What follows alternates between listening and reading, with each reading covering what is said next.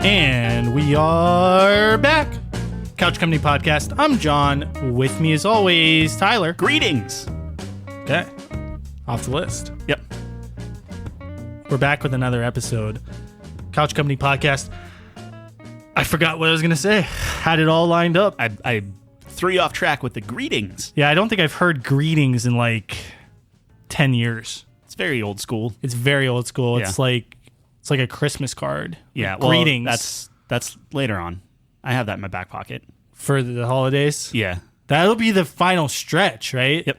And I think that might be tough because you get a little tripped up maybe saying some similar things at that time of year. I'm saying a new intro every time for people who are very confused with what's going on right now.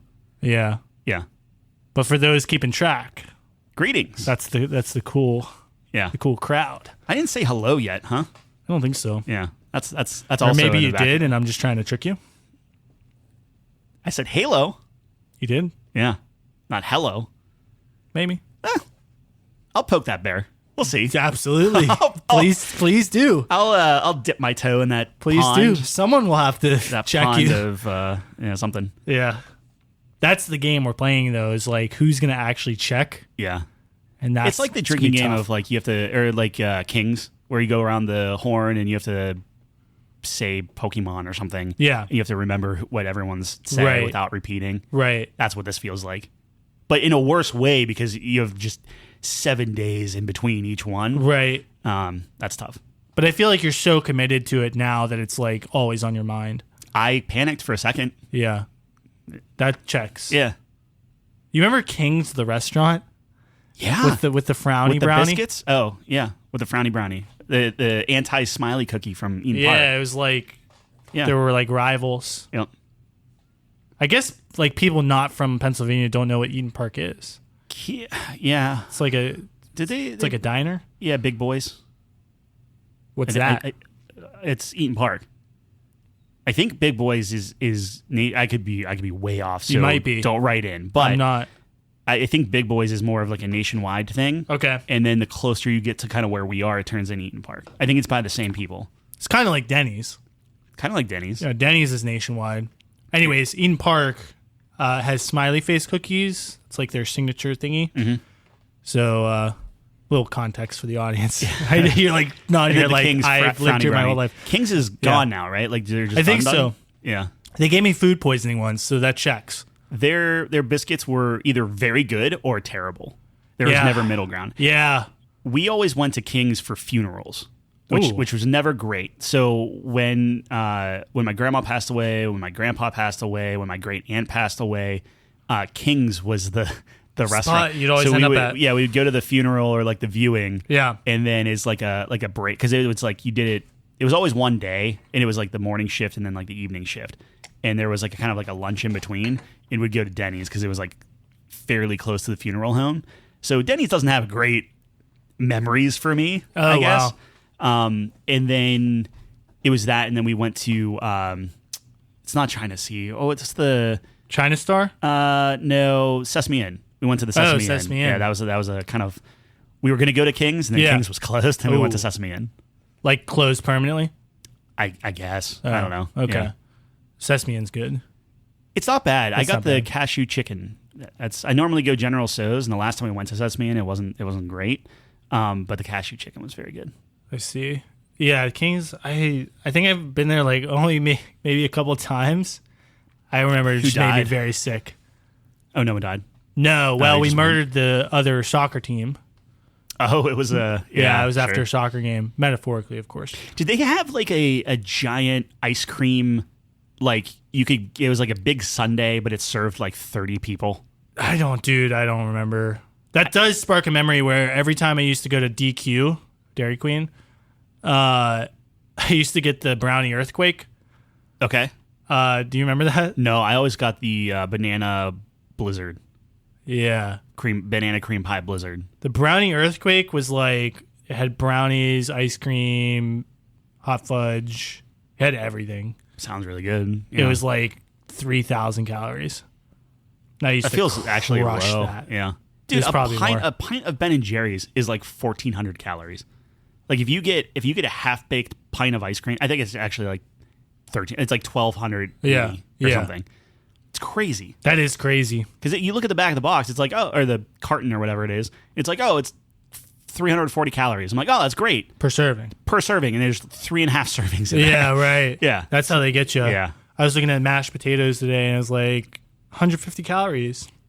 Per serving. Per serving. 15 servings in the box. Yeah. I'm like, geez. That's a mindset that I really need to get away from, because whenever I look at packaging now, I just look at like how much, like, can I eat this whole thing?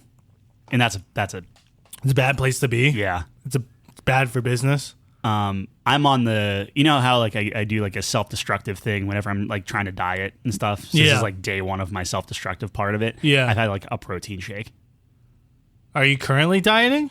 Today. Yeah. So you've just eaten nothing today? Nothing is worse, and I was going to wait to say this, but like nothing is worse than seeing yourself on a doorbell cam, and I'm just like, oh my God, I hate myself.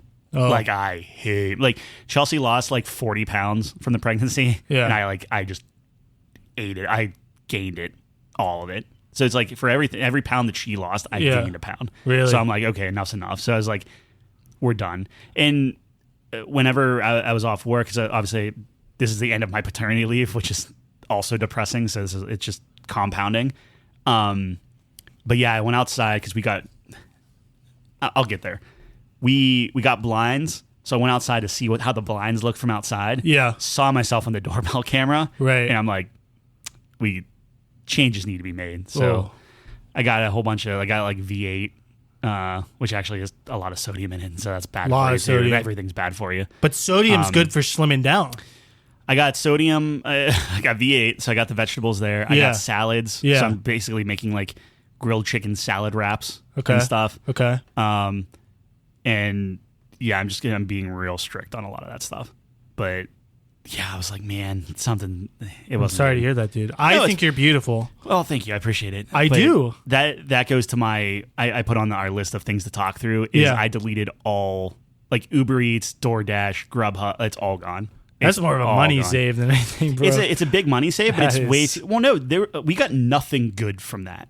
Like there was nothing where it's like you ate it and it was like quote unquote healthy or anything. Well, I don't think there is any. Like, what can you get? Really not. That's like, because even when I go to Panera and get my Caesar salad, Caesar chicken. Yeah.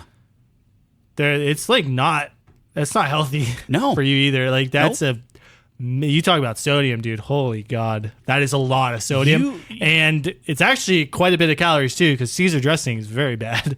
Caesar dressing is, yeah. But it's so tasty. And you got, well, especially with the croutons and the cheese, like that's literally the salad. You have like lettuce, cheese, croutons. And it's not that much protein. It's like I'd rather just shove a bunch of protein in my mouth. You eat a block of cheese or a cup of peanut butter or whatever.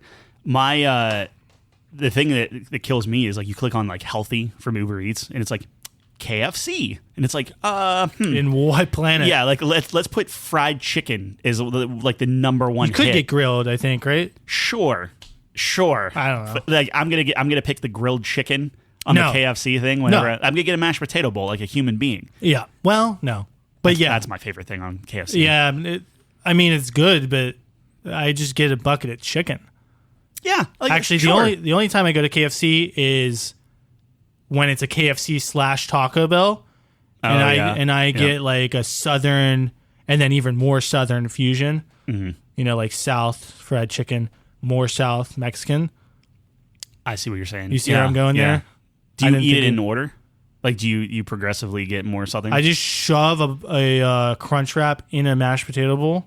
Okay. No, I'm just kidding. I don't even know what I do. I think I eat one, then the other probably. I always go most messy to least messy. That's an interesting strategy. Yeah. Trying to dissect that. Yeah, because like you get really messy and then you kind of start cleaning yourself off on the other food. if I'm going to a Taco Bell, right? Yeah. I'm going to Taco Bell. Yeah. I want to I get like one of everything on the menu because it's so long till I go like between Taco Bell visits. Yeah. Then I'm like, well, I miss everything. Let's try everything and see what they have. Yeah. So I'll typically do the messy stuff because I'll go through the drive-thru, I'll park, Because you can't go into Taco Bell because then they see the human being that is ordering just this vast quantity of food, and then like you can't really pretend that you're like getting it for other people. Like I fall into that trap all the time where I'm like, I'm eating so much food. I'm like, oh, do you want sauce for that? And I'm like, I don't know if they want any. So no, I'm good on sauce. People do that. Even though I'm going to eat all of it myself. I never understood that. Dude, it's so bad. Like I had such a, I still do have a problem. Actually, like I think it's like a badge of honor when they're like I always love when I go to Applebee's and I get a 2 for $20. Yeah, but there's a difference when you look like you.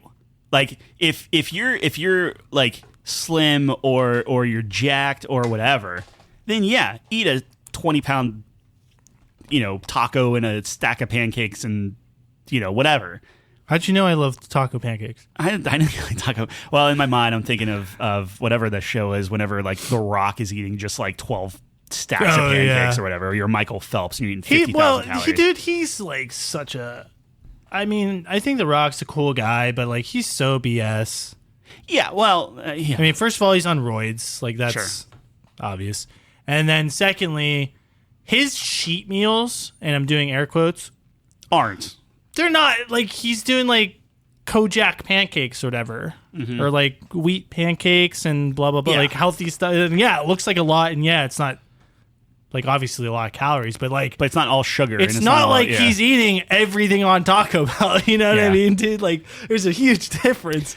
But anyway, what I'm saying, no, I mean, that's keeping me in line, is you go to Taco Bell, you get everything, and then I sit in the parking lot for as long as I feel comfortable, where I'm like, okay, I'm like downing all like the messy tacos and soft tacos there, because I get the Supreme, so sour cream's everywhere, all over my face. And you eat all the messy stuff, and then people in the parking lot that are also doing the same thing you're doing, and they're looking at you.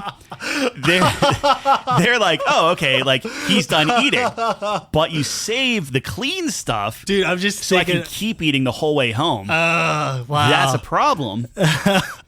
I'm just picturing two dudes just going to house and Taco Bell and then locking eyes. Yeah, they have a fucking chalupa in their mouth, dude. That's messed up. I'll do the chalupa. I know, but it was a funny sounding word. Yeah.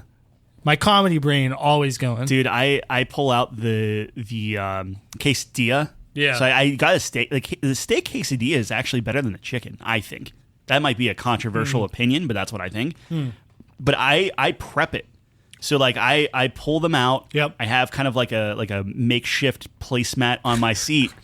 But I have to pull them out and make sure they're not too messy and angle them a certain way so as I'm driving, I don't have to look down. I can just reach down and take it and know that it's you like inspire me. It's a clean eat. You are the greatest Taco Bell it's eater a problem. Of all time. It's the worst. Taco Bell is actually my weakest game in terms of fast food because I am a very, very much, as I've stated many times on this podcast, I'm a rut person, RUT.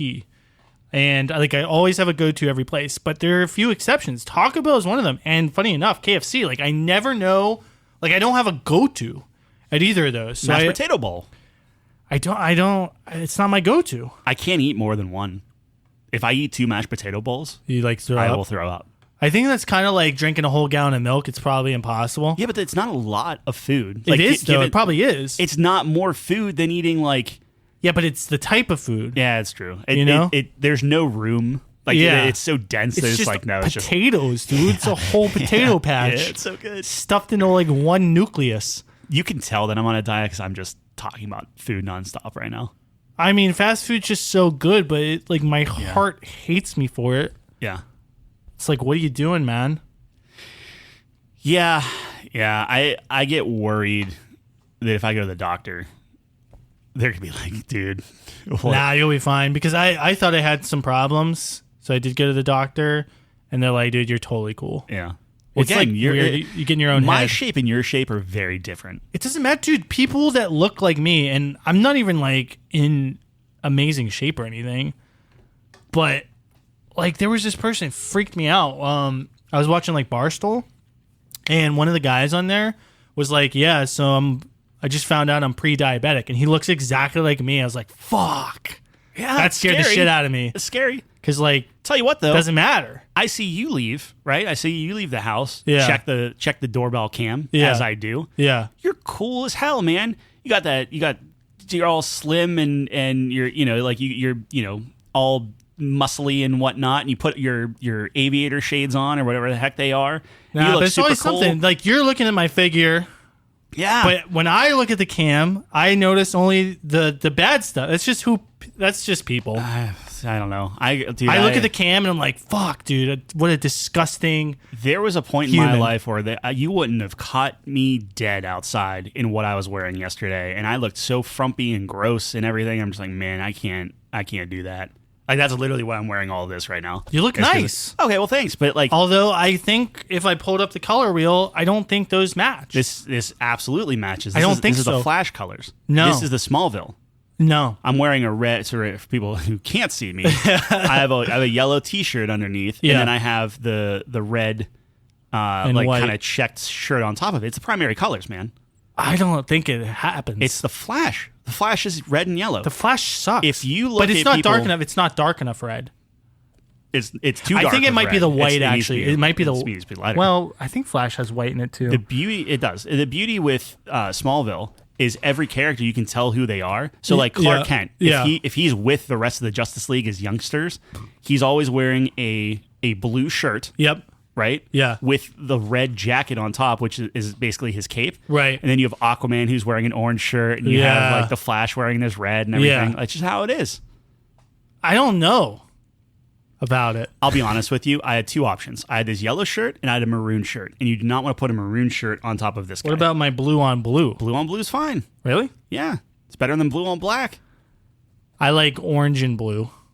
Yeah, complementary colors? Yeah, sure. I'm a big complementary color guy. You're a big Battlefield fan. Battlefield? Yeah. Oh, dude, every Battlefield. If you look at any like Battlefield 4, half his face is blue, half his face is orange with an explosion in the background. Wow, they overuse that orange. Absolutely, but it's complementary. That's their look. That's not the same. But here's the thing: that's not the same. You look at that, and you know it's Battlefield. I guess they overuse it, but that's a bad thing now. Well, not really. Yes, it is because Battlefield's not good anymore. Well, it's When's the last good Battlefield? 4. I think I'd say 1. People liked 1. You didn't like 1? It was okay. I thought it was good. I'm not a big. I want more modern stuff. Oh, I really liked World War I. I thought they did a good job with it. Although I think they should have committed more to the World War I aesthetic, because what ended up happening is like there were like machine guns and stuff, which towards the end of the war, I guess there kind of was, but there wasn't like submachine guns or anything. You can't have just like, single shot everything. Yeah, I know you can't, but it would have been cool. Sure, but they make games like that. Like it's not Battlefield. I don't know, because it's like semi-automatic. It's like it wouldn't. I think it would have been feasible. I think it would have been feasible. Let me rephrase. All right, you can't do that when you're going up against Call of Duty. Like if you're trying Why to go, not? if trying to go toe to toe with Call of Duty, you need to be Call of Duty, but big scale. No, I disagree. I think Battlefield was at its best when it wasn't being Call of Duty. I don't know. Battlefield 4 was not anything like Call of Duty. I disagree with that wholeheartedly. No, wholeheartedly. No way. Wholeheartedly. How? It's just bigger. It's bigger with vehicles. It's Call of Duty, but bigger with vehicles. I don't think so. No. It was the adult first-person shooter where it's like, oh, you want to be less arcadey, you want to be a little bit more like think about your slower. Shots. It's not as twitchy. Yeah, it's more deliberate. Sure. I don't think it's anything like Call of Duty. It's like Call of Duty in the fact of like there's way less like sprinting and just twitch game. Like Call of Duty is all about the close quarter combat, twitchy, turn the corner on people. Yeah, sprinting the whole time. Like you're sprinting the whole time during a Call of Duty match. You're just running around the map, finding people, shooting at them. Yeah, but that's why like the Battlefield's all about like getting across the world and then getting a location, camping it out. You know what I mean? Like security. I don't know. But the when they released the different maps that everyone liked and different things like that, the smaller skirmishes won out on Battlefield, and people were playing that as a substitute for Call of Duty. So, like, I don't blame EA for going. I don't even know how we got on this topic. Oh, we got for complementary colors. Yeah, Taco Bell. I don't. They just lost their way because they listened to like, oh, people really liked fighting on this one tunnel over and over and over. Well, and that over was again. Battlefield 3. Metro. Whatever, whichever one it was. But like that was the thing that kind of like I think started skewing it a little bit. I guess poorly. I don't know. I just think I don't know. They'll come back. They'll have a heyday again, or another third person party, like a third, someone else would come in that's essentially Battlefield, like a spiritual successor to Battlefield. Yeah, and then do that. But it's EA, so they're going to run everything into the ground. Who knows? They will. Talk to me about SimCity. How's that doing? SimCity? Yeah, remember SimCity? No. It's 20. Oh man, I don't even know. Like it was. I want to say 2016, but I think it's even beyond that. Maybe 2013. But SimCity came out, and they just called it SimCity. So it was one of those like, not reboots, but kind of a reboot where it's like, okay, we're not going to say SimCity 4 or whatever. Like Mortal Kombat 1? Not even 1. It was just like straight up. It was like Need for Speed. Like Need for Speed comes out, and they call it Need for Speed. Right. That's a statement. You can't do that and then fumble it. Dude, it was always online. But they did it and fumbled it. Oh, they killed it. They destroyed in one game. They completely destroyed any credibility they had for that series. Was it EA? Yeah. Yeah. Yeah. Yeah. Terrible. It was and then luckily other games sprung up, and now it's like what's the it's not Sims, I forget what it's called, but it's like the roller coaster thing. Roller Coaster Tycoon? It's not. It's the offshoot of it that garnered a lot of respect and people loved it and whatnot. I played the Sims roller coaster game or theme park game. Yeah. I don't know. I really liked that game. It was on PlayStation 1. Yeah, PlayStation 1's a great console. And it was just like, you just built your own theme park. And then when you got enough golden tickets, you got a camcorder, and then you could walk through your own theme park and you could ride the rides. That's cool. Yeah. The thing that always stuck out to me in that game is like, if you didn't have enough bathrooms, people would just start shitting all over the place. That seems excessive. It was very excessive, but it did teach me a valuable lesson about like construction. Yeah. Restrooms are first. You need to make sure people have like the basic needs before any type of... It was a very valuable lesson for like any kind of construction management or anything, where it's like, okay, human needs, biological needs outweigh you need a bathroom literally every quadrant. You need a bathroom, you need a changing station, you need trash. Like they would throw trash everywhere. Yep. They would throw it. Like there was a lot of throwing up, which... When I thought about it, there's probably a lot of throwing up at theme parks because you're eating funnel cakes out the wazoo and doing loop-de-loops, little pretzels. Yeah. And so you'd have no trash cans. They throw trash everywhere, it'd like throw up on the ground. Yeah. Anyways, so that was a good lesson for me. And then it was really interesting. It was a cool game because it was like you had to really think about like, okay, well, I'm going to place my most popular rides in specific areas, and I need enough space for them because I only have so much land I can build on. Right. And I need to strategically place my shops in areas near the most high traffic places so that they can get, the most people running through. And then you look at, there was like balance sheets and stuff. It was like, I was like, it's legit. I was like 6. Well, who made that? So that wasn't Roller Coaster That was Tycoon? EA, I think. Okay. It was, what was it called? I thought it was Sims like roller coaster, or not Sims like Sims theme park or something. Sure. And every park had a theme. Like the first park was like the Jurassic Park. Yeah. Not the movie, but like it was about dinosaurs and stuff. And then the second one was Spaceland or something.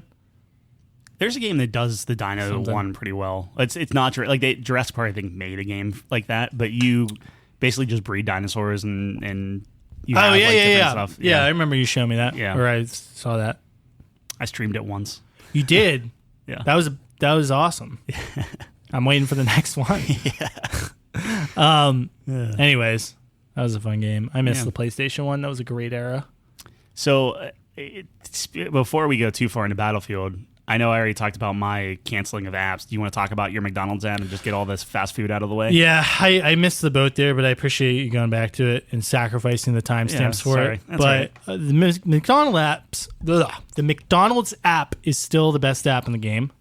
And I was thinking about this yesterday when I was really contemplating the fast food space like I do on a daily basis. It's my nightly affirmations. Okay. Anyways, so what has McDonald's traditionally been known for? Big Mac. Sure. But it's been known for cheap food. Oh, it's like the cheapest meal you can get, right? Especially like back in the day. I mean, you specifically were telling me like, oh man, like 70 cents for a blah blah blah or whatever. 42 for an ice cream cone. For ice cream cone, exactly. So like that sticks with you. It's like, dude, you could. So these days, I think people would argue like, oh, McDonald's got so expensive, this and that. But it's kind of genius what they did. So they inflated the price on everything, right? But what they're doing is they're hiding. You can still get incredibly cheap meals from McDonald's, but they're hiding it, not even hiding it. They're putting it all behind the app. Yeah. Right? Because I think they know that people are like, the people that are addicted to McDonald's are still going to go to McDonald's, even if it's expensive. But the people that really wants the deals are going to go that extra effort to find it in the app. So they're really not, I mean, they're probably losing some clientele with that, but I think they're kind of getting the best of both worlds, if that makes sense. Did they have any ads in the app? I assume not. No. Yeah. Okay. It's a giant McDonald's app. Yeah, no, I know. I was just wondering what the benefit of forcing everyone to go to the app is, but I guess technically that's what I was curious about too, because they're really pushing it and they can't be losing money on it because they wouldn't be pushing it if they were. Right. Unless it's one of those situations where they push it and then they funnel everyone into it and then they pull the rug under you and like the deals become way worse.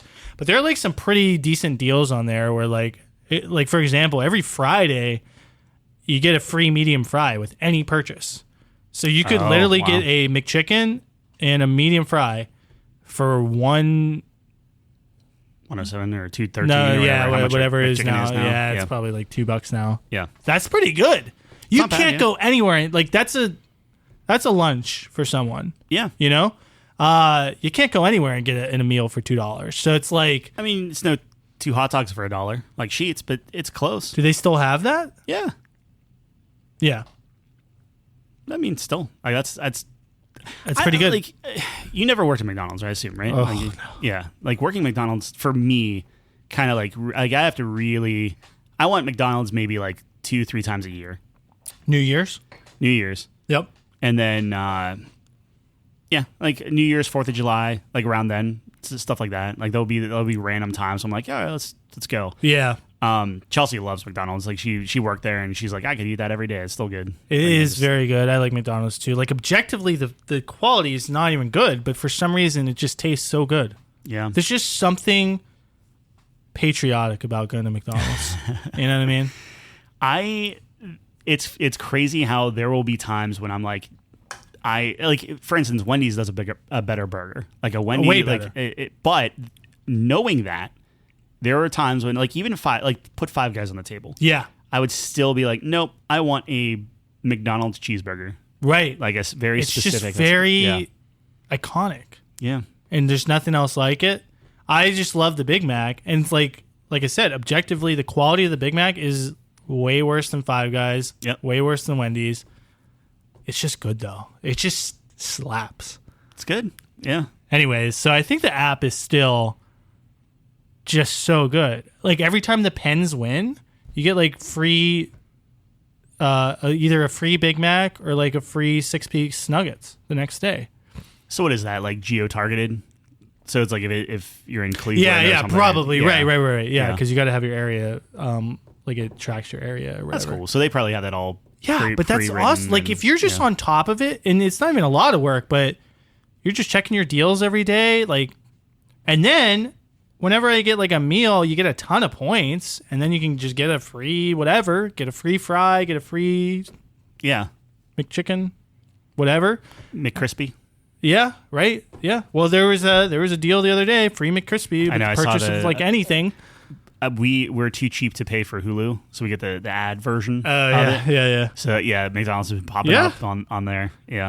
I don't know. It's just like if you just deal hunt on McDonald's, you can still get really good, and it's way better than any other app. It just rewards you so much for going and checking the deals every day or whatever. Yeah. And you can just eat for like under $5 It's all the time. probably good that there's not a McDonald's like close to us anyway. Like I feel like I would rekindle that. Like if I lived in Bellevue where it's like the Ohio Boulevard, like every fast food chain is literally on there. Yeah, but it's all about finding a good McDonald's because the fluctuation of quality is insane. It might be one of the biggest. I'll take it a step further. It's not even a good or bad McDonald's. It's the time of day and the staff that you have working. I don't know. I've found that some McDonald's are horrible, no matter what. You can blanket it for sure, but the one that I used to work at, there was a clear quality drop where it's like after maybe like 5 p.m. Yeah, and like night shift, and people just don't care because you probably get like the more senior people.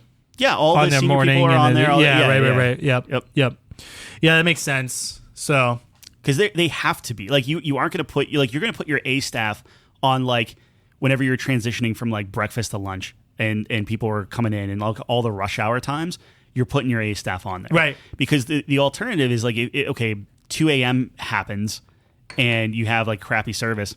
It's 2 a.m.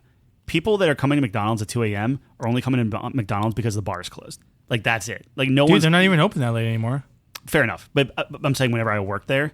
So Right. So that was the good old day. Dude, I'm telling you, nothing is open late anymore. I know. After the pandemic, nothing is open late. And I think Sheetz just has a monopoly. Is Eden Park open? No. Wow. Eden Park's not 24 hours anymore. Nothing. I am telling you, if you are going around at 2 a.m., Sheetz is your only option. And they have to be just raking. They own the market. Yeah. At least where we are. Just gas stations in general. Yeah. They own the market of late night food. Yeah. There's just nothing. And dude, I have been like coming home from the casino. You have like a 15-minute wait. It is packed in Sheetz because that is all that's happening, man. Yeah. Like what a smart business move by them. Get the Sheetz app. You can have all your food pre-done. I'm very bad at. It takes me a while. I think Jeff will appreciate this too because he is very resistant to getting the McDonald's app. Yeah. Even though I try to convince him of it. But his argument is not great about it though because he thinks it's going to lose people jobs. But I still don't understand that you're losing. Like, just even if you go inside, they still want you to use like it's like that's what I'm saying. Here's a giant phone screen. What happens is I go inside because he's like, I want to be able to talk to someone. It's like you literally can. You go inside, you say, "Hey, Mr. McDonald, I would like a cheeseburger." Oh, you're going to the McDonald. Oh, the original, yeah, sure, okay. I actually don't know where the original is located. I don't. Who cares? Somewhere in the United States, but you scan your phone. You just have the app up. You scan it, and then you get the points or whatever, or you use your deal that you have on there, and then. Like there's literally no like. I think he's referring to like mobile ordering and stuff, which I can understand that, but yeah, I'm torn because it's like how many. I'm gonna look this up while we're talking. How many calories is a cheeseburger? Just a regular cheese? Yeah. I don't know. How many calories? A Big Mac. I'm expecting at least 480. How many calories is a McDonald's cheeseburger? Let Google. My problem is the calorie to protein ratio is really trash. And that's the general issue with hamburgers in the first place. It's 313. That's not bad. Yeah. Well, 300 calories, 15 grams of protein. Exactly. You're just getting no protein. Yeah. You could drink 2 protein shakes for that. And you could drink 1. The protein I drink is 230, 60 grams of protein or something. Yeah, the one I have up there is 160, and it's half that. So it's be 30 grams of protein for 160 calories. Right, exactly. Yeah. Or no. Excuse me. It's 230 for 42. Yep. So, yeah, right. You're just crushing it. Yep. I forget what I was saying, but yeah, exactly. That's what I have trouble with. Like when I get a Sheetz, I think I told you about this. I get like just this massive meat hamburger where it's like double meat, steak. Sure. Bacon. I just put every meat. It's quantity, man. Protein. Like if I'm gonna eat trash, I want the most trash I can get for the fewest calories type of thing. Yeah. So that one comes to like 900 calories and like 75 grams of protein or something. Well, if it's super filling, then it's. That's what I'm saying. Yeah. That's why I'm trying to get that protein in. Yeah.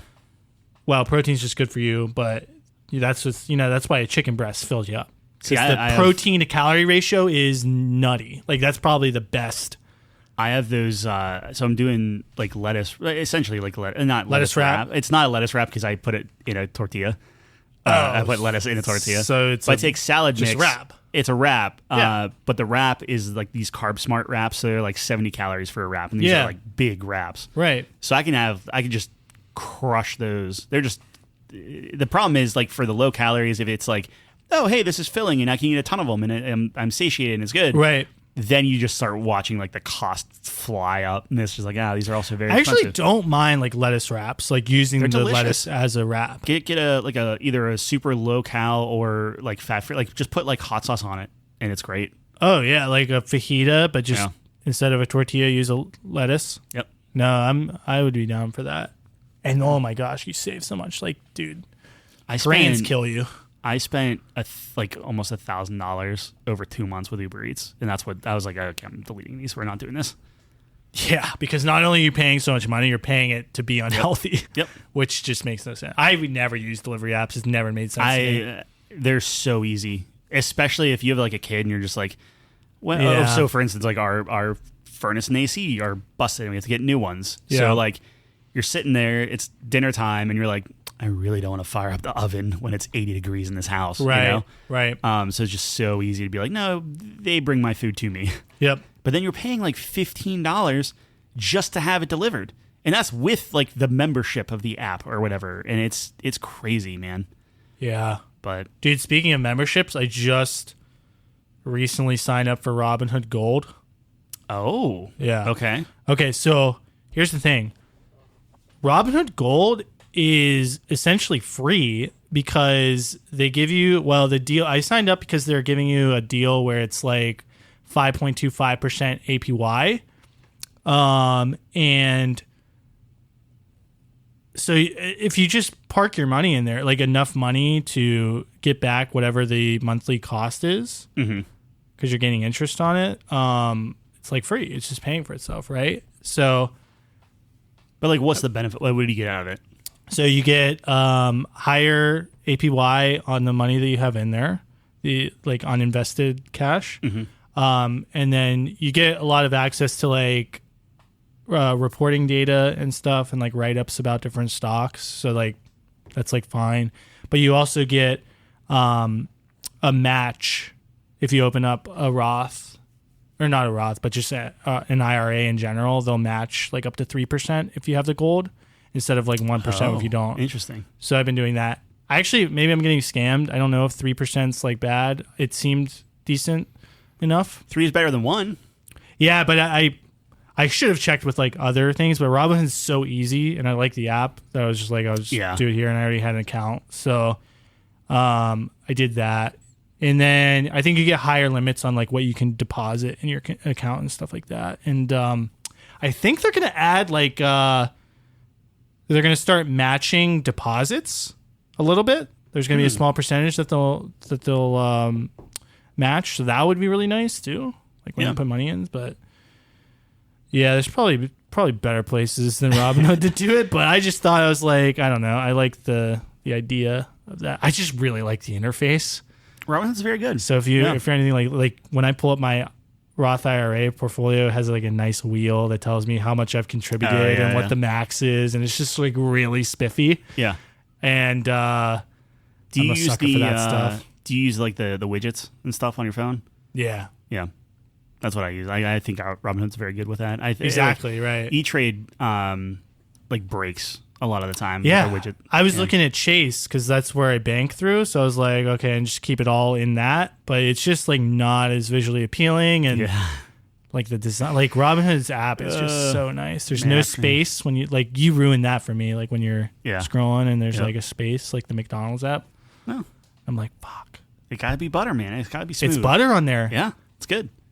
And I think that's why I'm getting scammed, because it's like they probably know that like that's where all the money's going. All the money's going to the app design. Also, there's like what happens when Robinhood goes under, because they're like, dude, whenever all the GameStop stuff was taken off and Doge and all that stuff, and Robinhood shut it down, and just said like, no, you're not allowed to buy or sell. Right. That was a big that's when I stopped everything. Yeah, I shouldn't do it. Yeah, I shouldn't do it, but I still have money in there. I'm a little sheep. Just waiting for Doge to rebound again. I think Little it's super low right now. There was a little spike in Doge recently. Yeah. And you just held? Of course. What are you waiting for? Minimum $1. If it hits $1, the entire economy collapses. Nah. Absolutely. It was pretty close already. No, it was not. 75 cents at one point. Yeah, back when it was like insane. Yeah, that's what I mean. It'll come back. Everything got fucked up. It'll come back. No, it won't. Yeah, I think it's done. I think we've saw the last. Although I said my Bitcoin's doing well. I was gonna say, dude, it's tied to all that stuff. Once Bitcoin goes super high and everything, you start seeing all of these meme coins go back up because that's how people do it. I think crypto is like completely correlated. Yeah. I will say I did. CVS got crushed this week. We lost 17% of our stock in one day or something. Yeah. And I just went in. Oh, you bought? I bought some. Bought some stock. Bought some stock in CVS. Right. Sure. And it might be a bad move, but from every report I was reading, public reports. Just to be clear, this is not insider trading. No, yeah, it was public. Well, this is part of the Robinhood Gold stuff. Where it's like they have a write up on it, and it was actually really nice. Like, let me show you. I know the audience isn't going to be able to see, but I'll describe the category. So, like, look at the app. It's butter. Yeah. Anyway, that's great. So for the gold portion of it, if I scroll down, they have and now granted, it's not on every stock. It's like mostly on like the more popular ones, obviously, right? Ones that are worth. But this is the gold portion here, right? So they give it and it's Morningstar, which is, I guess, like an investment company. But yeah, they have a research report, and then they'll give it like an overall rating. But they divide it into several different categories. Do they tell you to buy or hold or say, like that? Yeah, they have like that where it's like, 59% say buy and 41 say hold, and nobody's saying sell, blah blah blah. Yeah. And again, like, look, what are these people? And like, there's a million other people that like me that are just reading this and be like, I just gotta, like, I'm an idiot. So this is not financial advice, obviously. I just like how it's laid out. So they split into different categories. They have their overall thesis, right? And there's just a whole write-up about what's going on, and they update it pretty frequently.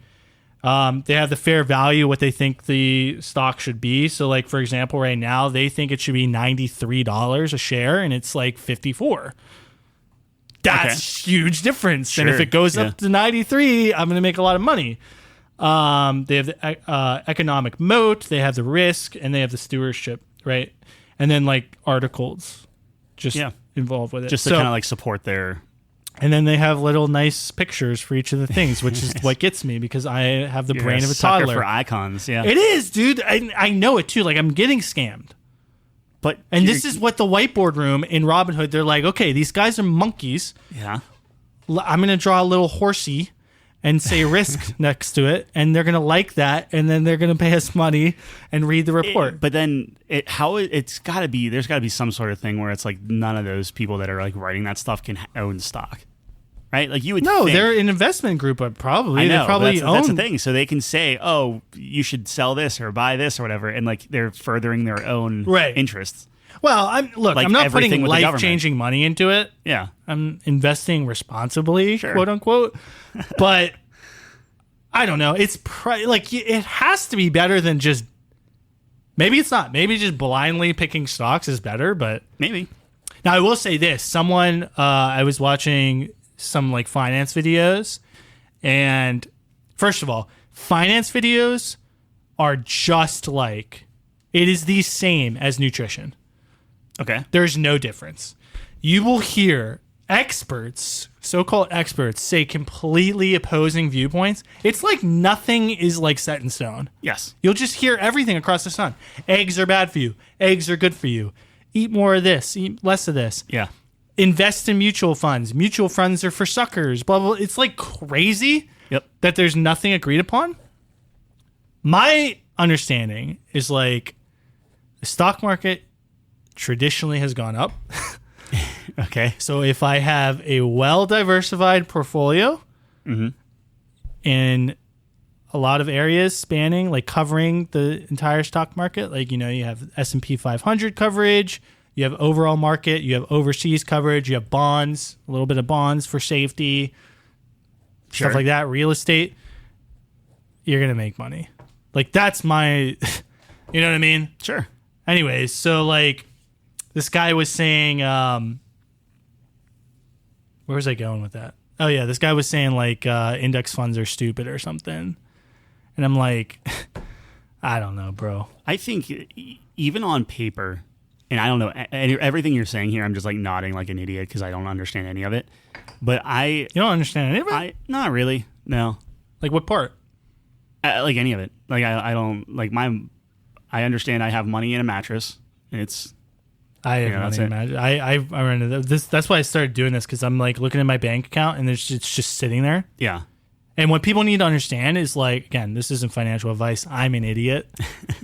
But if your money is sitting in the bank, you're literally losing money because inflation is going up, right? So I guess from my understanding is you're trying to grow your money, but you have to take into consideration like inflation as well, right? So that's why you can't just park your money in like a high yield savings account because you're probably still losing to it.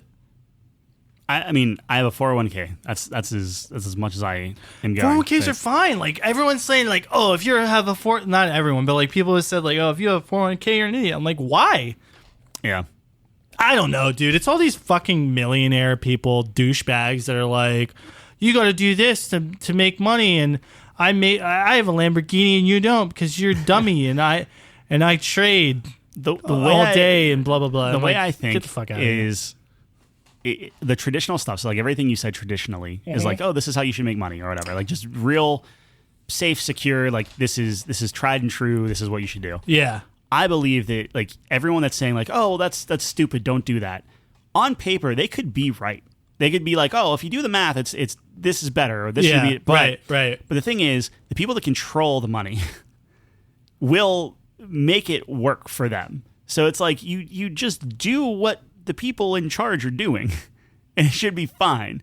So it's like, like the people that have a lot of money that made their money by doing index blah blah blah blah blahs. Yeah. Are going to make sure that those are still profitable. There's no way that they're going to be like, oh yeah, no, that's right. Well, index funds are good because they're instead. Right. Well, crypto is like, if crypto was an actual thing, like if that's something that was going to take off and do different things, I'm not saying it doesn't, because I mean, I own a lot of Doge and a lot of shit, but and I hope it does take off. But like, there's a point when it's like, if it ever came to a you talk about the whiteboard and the line, if it ever crossed a certain line, I fully believe that the government would step in or different things. They would regulate, they would do whatever it took to get it under control. It is not the currency of the people that supersedes everything. It's like, nope. Right. If that was a thing, it would be either shut down or bent to make it work for us. Right. Like the capital US, right? Like that's how that would be. Yeah. So like, I don't know. It's the same. It's maybe it's a very cynical view of everything, but it's just like nothing changes, and it's just like, well, that's it. I don't know. I mean, like I said, index funds are good, or mutual funds, or whatever you do. ETFs, because it's just like a broad scope of a large area. Like when you buy an individual stock, it's so much volatility because if something happens that's wild, like for example, if I had all my money in CVS, I would have lost a ton of money this week because CVS underperformed and the stock went way down. Whereas like if I had the whole healthcare sector, CVS might have went down, but I'm covered by everyone else, so it's actually not that bad of a hit. You know what I'm saying? It's just safer. But I don't know. Like the one guy was saying like, oh, if you buy individual stocks, you're just gambling. Just go to Vegas. It's more fun. And I disagree with that wholeheartedly because the casino is actively taking your money. At least the companies that are getting crapped on and different things like that are fumbling the ball. They will correct themselves. Right. People will get fired. People you have an entire company actively trying to make you money at that point. Exactly. I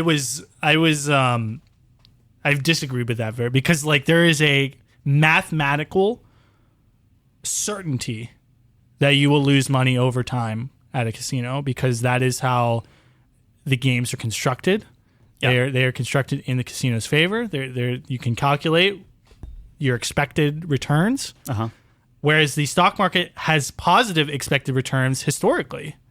Because over time, our stock market has gone up consistently, right? Yeah. So even if I'm throwing darts on a million different stocks, my chances of making money is significantly or infinitely more, I should say, than going to a casino. Yeah. Yeah. No, I get you. My thing is like I don't understand it, so then I just stay away from it.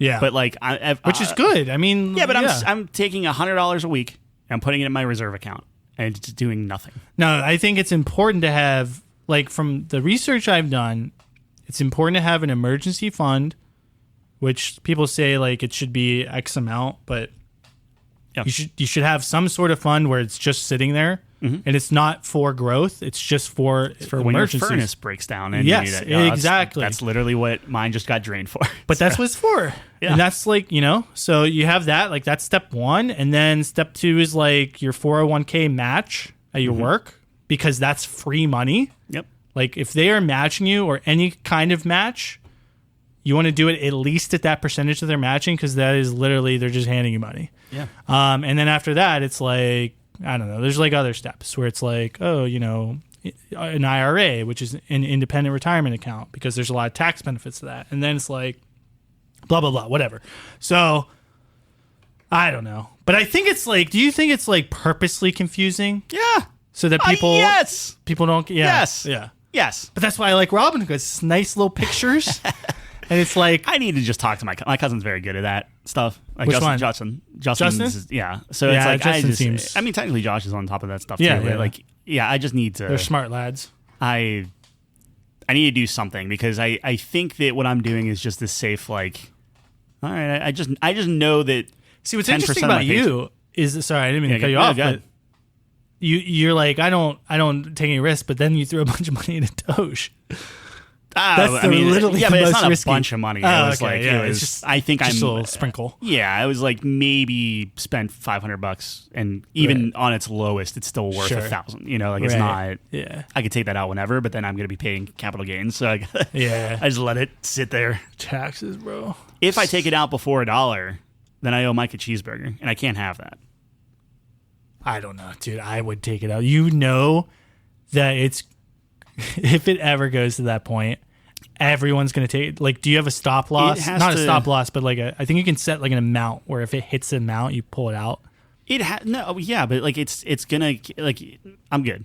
I don't think so. Like, it is going to get to $1 and everyone's just going to pull it. In my mind. Before it gets to $1. If it got to Bitcoin levels, then I have trillions of dollars and I never have to worry about anything again. You know what I mean? Be crazy. Yeah. That's when, like, that's when I'll take it out. That wouldn't ever be possible. No, I forget what it was. I think if SHIB, which is like 0.0002 or whatever, if that ever got to where Doge is now, I think it's like a couple $1 million. And like that would be like, it'll never. No. And everyone kept saying that. And it's just like, it just keeps going up, man. Like, I get it. I understand that it's dumb, it's bad, it shouldn't do it. And it's like, oh, Doge dropped 50%. Now it's worth like 7 cents or whatever. Guess what? That's 3 times what I paid for it. Yeah, like, I don't care. Early. Yeah. Like, Doge would have to collapse before I pull it out. But what are you waiting for? More money. But what if it never comes?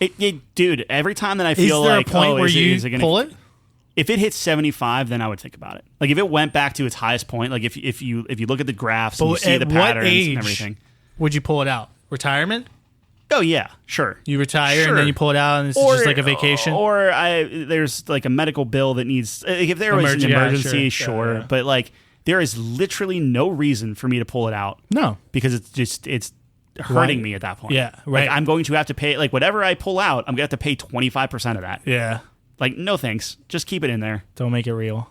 Like, it's a meme now where, like, that money's been out of my account for so long that, like, I don't care. And it's just like, if something happens, like, if something crazy, if Elon Musk is like, guess what? We're on Mars. We just met a Martian. They already have a city going. They actually decided to use Doge as the main currency. We're golden. Yep. Done. Penny goes to college. And I get my G86. Like, that's it. We're like, I don't care. But That's hilarious. Yeah. Anyway, that wasn't on the list of things to talk about. But what what else we got? Apologize. I went down the rabbit hole on that, but I think finance is interesting, but everyone says like when you get into it, it's actually really boring. Sure. This is my problem. I like getting into things just enough before they get like I have to be serious about it. Right. It's a big problem. Yeah. So, yeah. You wanted to talk about motivation. Yeah. So I've been watching Modern Family on Hulu, and I've been watching a lot of commercials. So I saw the Suits T-Mobile commercial. And I was like sad. I'm like, oh man, what are they doing here? But I saw a commercial for Peloton. So I thought two commercials I want to talk about. One is Peloton, where it's like, you can do it. Everything's great, blah, blah, blah, blah, blah. And it's just these like fit people spinning on bikes. Yeah. And part of me is like, okay, yeah, I get it. But then like, I feel like there's a market where, hey, you're a piece of crap. Like you fatty fat. Like you better do this or you're going to just die of a heart attack or something. Like just be very like, not motivational, but just like, you're at rock bottom, you son of a gun. like do something. Kind of like a negative reinforcement, like a negative smoking ad. Well, yeah, I guess to some extent. Where they're like, they pull out a black heart and they're like, "This is my heart." Because I smoked one cigarette once when I was 18. Yeah. This is a lump of coal. Yeah. I was just thinking like, it just have something that's just like just an absolute, just degrading the people. Just like, oh man, I'm surprised you even got out of bed today. You jack butt, like whatever. People like that. I know. There should be gyms where there's like dominatrix. That's what I'm saying. Like that would be thing. big. Yeah. People would like that. I was thinking about that, and then sorry, that was a wild. No, that's it. So I was thinking about that. There's a propane commercial. Okay. And one of the lines is, and I know I'm jumping topics, but they're all commercials. So this is what I'm seeing at 3 a.m. when I'm up with my kid. Yeah. Is there's a commercial for propane, and they said the line, propane is fueling school buses, which then leads to higher test scores. And I'm just like sitting there, like it's just this handsome dude, right? So think like you have the Harvey in a suit talking about why propane's great, and he has, and you're just kind of this enamored by this guy. And then I stop and I think, I'm like, how is propane giving people higher test scores? I guess you can make the argument, like they can say that and make the argument of like, well, if kids can't go to school, their test scores get lower. Is it heating the schools maybe? I don't know. It's for school buses. Oh. It's specifically for school buses. Heating the school bus? I don't know. How are propane-fueled school buses happening? I thought school buses took diesel. It's this whole push for propane. I found out that for heating, when I was talking to Mike Bear Sr., apparently like they're switching to whatever they were doing for some sort of like Freon, or not Freon, but whatever the stuff that they're putting in air conditioners. Yeah. They changed from an old type of fluid to a new type that worked really well. Yeah. But then they saw all the money they generated from the new stuff because like, oh, well, you have to buy a new AC unit or you have to do whatever. And now they're pushing it again, I think this year or next year or whatever, to do propane. So then now it's like, oh, now you got to redo all that. And like you just see this bump where it's like, what's in there now is like completely fine. It's efficient. It's safe. It's whatever. But then it's like, oh, but we can say it's better for the environment, do propane. And now we have to get that much more money. And it's crazy. Just crazy stuff. It's all about money. It made me laugh. Yeah. It's like, oh, school buses propane's giving better test scores. I'm like, yeah, sure. People are huffing propane and suddenly getting enlightened. I don't know. It might be. Maybe. So anyway, thought about that. And then I thought about kind of in the same line as like just degradation of fitness people is just being like asshole assistants of just like, hey, Siri, like what's the weather outside or whatever. No, I gotta mute her. And then she's like, I don't know. Why don't you look out the window, idiot? Or something like that, Wow. So like, oh, if you okay, lazy, it's 76 degrees out there, dude. Some people love that shit, and it'd be funny. Don't get it. I think there's a weather app actually that really? is like kind of mean, sarcastic. Oh wow! And it got like if you look up like best weather apps, I think it's called Carrot, but it had something like that where it's like I'm gonna rule the world someday. It's like some weird AI type thing, but yeah, like there's a market for it. There is, and I never understood it, dude. Like. You know how there's like those restaurants where they're mean to you or whatever? Yeah. Or you have like insult comics? I never got it. I never get that stuff. I just want people to be nice to me. It's like a crazy dream. I mean, that's fine. I don't know. I just don't. I don't like. Look, I respect it. People like that, but I don't get it. I mean, you'll do the normal Peloton ad. You'll just be the fit guy on a bike. I will never get it. I think Peloton's like the biggest scam. How come? It's a ton of money, and you could just get a bicycle. Oh, yeah. And ride outside, which is probably just better. But also, you can get an indoor bike. There are way cheaper indoor. Like, why do I need to watch a video? Here's what you can do. Yeah. Get a cheap indoor bike, which you can probably get for like a third of the price. Take your iPad, put it in front of your face, look up a YouTube video. Yeah. Yeah. There's probably a million of them. Yes. I agree with you. Done. This is my Peloton. This is not an endorsement for Peloton. Zero subscription fee for that. Yeah. It's crazy. I just, people just like want the thing, man. They just want that brand, or they want that. I don't know. I don't get it. It's a status thing. Well, I do get it. I mean, I'm that way sometimes. Like, a swoosh mark has cost me so much money in my life. Yeah, that's true. Yeah. That's the one that gets me. I just love Nike for some reason. I love that swoosh. It's just cool. It's just cool. Yeah. It's fine. It makes me cool. It makes me feel good. It's no Champion, but... No. Champion was good for a while. Maybe. For a little bit. A little bit. It was cool I had some Champion stuff. Yeah, for a minute it was cool. I just like my Nike swoosh. It just makes me... it's timeless. Gives me that confidence. Yeah. Yeah, exactly, dude. I don't know. Anyways, but there's no subscription. I hate subscriptions. That's what kills me. So it's funny because Chelsea, like, we were budgeting yesterday. Yeah. Because it's like, well, we got to pay for a furnace, so let's budget and see what we can actually do. Yep. We're going to have daycare coming up in August and stuff, and it's like that's expensive. Yeah. And Chelsea was going through all her stuff, and it was like, okay, well, I have my car payment, I have student loans, I have all this stuff. And it's like, okay, cool. And then I'm going through mine. It's like, oh, I have Game Pass and Apple TV Plus, and so it's like I have all these just like little tchotchke like. Yep. I could literally cancel every subscription I have, and it'd be like there's nothing. Like, it's fine. Like, short of I have a subscription for Formula now which, dude, this kid, it's like $220 for Formula a month. Oh, it's crazy. That is crazy. It's crazy, and you don't think about that. It's like, man. Babies are expensive. Yeah. Speaking of student loans, I wasn't going to talk about this, but did you see the link I sent you for AIP? Yep. Of just like, oh, we closed our schools down, so now we're just going to refund everyone. Yep. I think I'm screwed out of that. I don't think I get that money. No. Because I use the private. Yep. Yeah. You are. So it's like because I think my friends are in the same boat. Yeah. Yep. So to be fair though, I did pay for loans through them for the first like semester. Oh, then maybe you can get some back. Yeah, best case, I could get a couple $100 maybe, or something like, or a couple thousand. I don't know what it is, but like maybe that. But I was so mad. Like, there are people just getting like, from like 2004 onward. It's like, oh, here's your money back.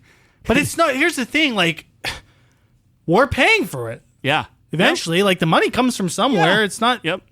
Well, they do print money, which we're also paying for because the value of the dollar goes down. So, like, technically, we're paying the price for that. Mm-hmm. I don't know. But finances are just it's just very complicated. I'm torn because I think my politically leaning self is like, no, you got a degree, you got what you paid for, you have a job, you're done. But on the flip side, if other people are getting their stuff forgiven and free and everything, like, I kind of want that too, you know? Like, I don't know, I'm torn. Like, you can see both things. Like, I just think if they write me a check, I'm not going to give it back. I'm going to cash it. But economically, it just like, I don't know. It doesn't make sense. The money comes from somewhere. It's not like, we'll just like something has to hurt for that to happen. They could have done this at any point. I guess. No, let's wait for election year. I just don't know how the math works out. It doesn't work out well. I don't know. Sure. I'm not a math guy. I'm not a whiteboard guy. Yeah. But there, you talk about the whiteboard. The government invented the whiteboard. How many? It was a couple billion, right? I don't know. 3 billion, something like that. Something like that. Yeah. Yeah. But it's also crazy to think about that, where it's like, okay, it's 3 billion, it's 270,000 students or whatever. Yep. And it's like, okay, I can get, I'm not for it, but I can understand where people are coming from, where like, oh, well, if this wealthy person who makes like $1 billion a second or whatever, is just like, oh, here, we paid for all this stuff. On one hand, it's like, well, no, if I was the billionaire, I wouldn't want people just taking my money. Right. But on the other hand, it's like, wow, that's literally life-changing stuff that would just be like, you're done. So I don't know. It's crazy. Yeah. Just people should just leave everything else alone. I don't know. I agree. For the most part. I wish that it wasn't shoved down my throat. It's like, you have to go to college. You have to do this. You have to do this. I agree with that. That is just I just remember BS. there was like a stigma against like trades and stuff. Dude, you can make so much money doing trades, man. Yep. Because there's nobody just knows such how to do it anymore. Nobody knows how to do it. There's such a need for it. Like this talk about supply and demand. Yep. And you're a good tradesman.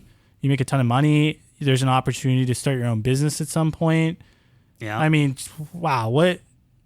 And it was just like never talked about in the same light. Like you have to go to college and this and that. And I don't know, man. I mean, I went to school for music. Talk about, and I wouldn't change that because I had great experiences and it's shaped who I am. But talk about a useless degree in terms of like actually getting jobs and stuff. Yeah. I don't know, bro. It's tough. You live and learn. Like, I don't, you know, like it's. Yeah, right. But, and here's the problem too, is like people who can't afford to go to college, they're still telling them to go to college. Yeah. And taking out like $500,000 loans. Yep.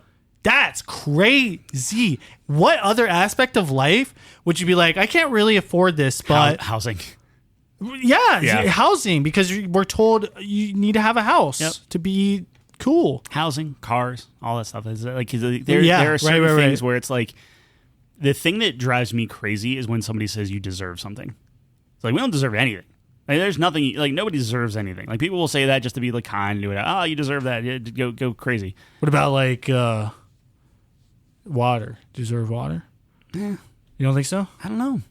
From a basic animal thing, it's like if you biology dictates, if you fight and nothing's given to you. Yeah, if you claw at it and if you get it, if you procure it, then you deserve it. Right. My TV just turned on and it's listening to us. Clyde user red TV just turned on. Shut this off. Yeah, that's scary. Yeah, I can understand that perspective, right? Like if you're just talking purely biological point of view. Or Darwinism or whatever, you know. Yeah, that's the only time. Like, if you come out on top, because in the animal kingdom, that's it. Little lion guy, who's not as big as the other guys. Little lion man. Little lion man. That's a song, right? Simba.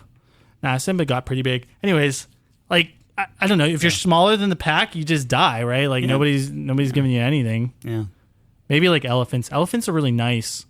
I feel like we talked about this, right? Yeah, they're very community based. So I think that maybe they have some, like they help people out because they stick together maybe. But I could be totally wrong about that because, again, I'm not an expert in anything.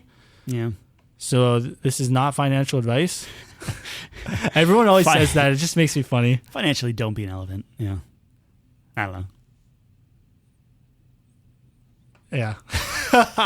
I was going to say, like, I think financially elephants would be pretty good because they got the like ivory, right?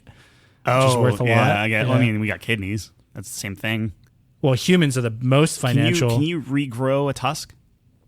Oh, I don't think so. Neither do I. So like it'd be the same thing as. Well, some are.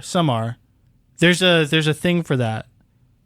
There's a term for that. Like some animals have like things that can regrow because, like for example, squirrels need to chew on things because their teeth don't stop growing, I think, or something. Yeah, that's beavers, but sure. No, I think it's squirrels too. Squirrels too? Okay. Yeah.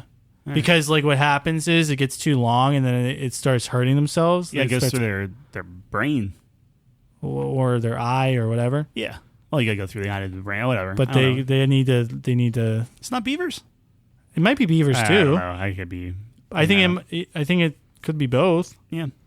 Anyways, I'm not an expert, as I've said. I like elephants. Whatever. Yeah. They're not penguins, but they're good. They're fine. They're very cute. I really like elephants. They're probably one of the most popular animals. Yeah. I'd be curious to see like the top 10 most popular animals. Probably like elephants, tigers, bears, dogs, cats, obviously. Mm-hmm. Mm-hmm. Maybe like birds. Yeah, but what kind of bird? Calvin asked you what your favorite bird was? He's getting into birds, I guess. No, he didn't. Really?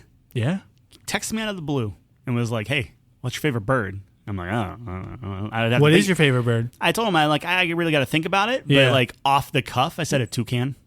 That's a nice That's choice. What he says it's good. Colorful. Yeah. Big beak. Tropical. Yeah. Mascot. Yeah. Fruit Loops. I think there's a lot of potential there. I feel bad because I can't remember. He told me two birds. Yeah. That he liked. What did he say? I can't tell you because they were weird. I've never heard of them before. It's Snapchat, so it disappears. I can't. Yeah. You know. They look cool. They did? Yeah. See, I always say crow, but penguins are birds, so I have to say penguins though, but I never like consider them birds because they don't fly. I feel like if you go like the flightless route, it's like it's a kind of a because like it's ostriches a little different. Are sick then, right? You know? Exactly. So it's I kind of separate that in my mind. Yeah, ostriches have fur. Is that right? What do they have? They have feathers. I know, but do they have like a weird type of feather? Like they're like almost like hairy feathers. What? What is a hairy feather? Stop. I don't know. I don't know. They're the fastest animal on two legs. Yeah. Those things can cook. Yeah. Big time. They can't fly, but they can run. They can run fast, and they have massive eggs. Yeah, they do have massive eggs too. Yeah. They might. I don't know if they have the largest egg, but it's got to be up there. I think it might be. It might be the largest egg. Yeah. Short of like dinosaurs. Yeah. Which are cool. Which are also birds, apparently. Yeah, they think they have feathers now or something. Yeah, that's stupid. If you believe in dinosaurs. I don't believe in feathered dinosaurs. Yeah, it just seems less cool. Yeah. I don't know. I wanted to get into Sportsball real quick. Right, nice call on that. Yeah. Were you reading my phone or did you just telepathic? I know we have two topics left to talk about. Yeah. All this wasn't on the docket. So there's a lot going on in the Sportsball world right now, and I'm heavily invested in the game because A, I love it, and B, my teams are still in. So the Knicks last night, as of recording, just beat the Philadelphia 76ers. Yeah. Meaning that they're going on to the second round. Now, if you know anything about basketball and the New York Knicks, we have not been good since 94. Wrong. That's New York Rangers. But impressive. But I listened to you. We did go to the finals in 94. Okay, well, there you go. Patrick Ewing, bro. Yeah. We choked. Wow. It's like, fuck. Anyways, so that year we could have won both because we won the Stanley Cup. We choked in basketball. Anyways, yeah, so 94. Anyways, since the 90s, we've been bad, and except for like a few blips here and there, but we're good now. And it's like I don't know how to feel about it because I'm just so like part of my identity is like knowing the Knicks suck. Yeah. But they don't. So I feel kind of lost now. Well, I'm going to help you out. Excited and scared. Yeah. Feel good. That's the correct response. I feel nervous. You should feel good. Because it's like Icarus. Okay? Yeah. You can only burn up if you start flying towards the sun. And that's where I'm going right now. I'm going straight at the sun. Yeah. Well, what's the alternative? Staying on the ground and being miserable. So sucking, you can't be disappointed. Yeah, because you're expecting to not be good, and then it's a great outlet to complain. Like as a Giants fan, it's like I know I'm going to suck, and I'm going to complain, and it's like camaraderie. But we made the playoffs not last year, but the year before, so then it gave us hope. And then I came crashing down. Like you can't fall if you're already on the ground. Yeah, but you also can't enjoy something if you're just on the ground. Like that's what I mean. I don't understand that. But there's risk. There's only risk involved when you're in the air. Yeah, but if you're not going to do risk, especially when I'm talking like sports ball, because I'm a big sports ball guy, and if you put the risk, if you remove the risk, yes, then it doesn't matter. It's not fun. Like who cares? I think it's a greater problem in my life where I'm not willing to take risk because I'm afraid of failure. Yeah. And that permeates throughout my fandom as well. I'm going to blow your mind right now. You're not taking any of the risk. I'm taking a lot of the risk. It's only the teams. That's not true at all. You don't. What risk are you taking? Or are you betting on this? Time investment. Okay. There is a financial component as well. But even if there wasn't a financial component, I am investing my emotions in the team. Yeah.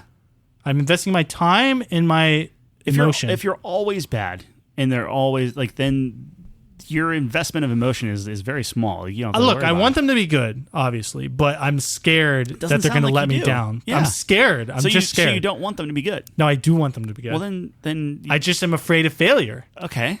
I don't want to fail.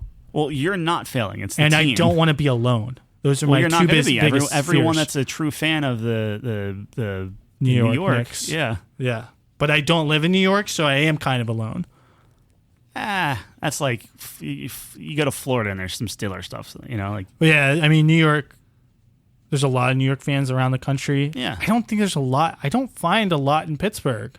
Well, which is interesting. Like in North Carolina, there's actually a lot, which is just really strange to me. Well, you go to Pirates here, right?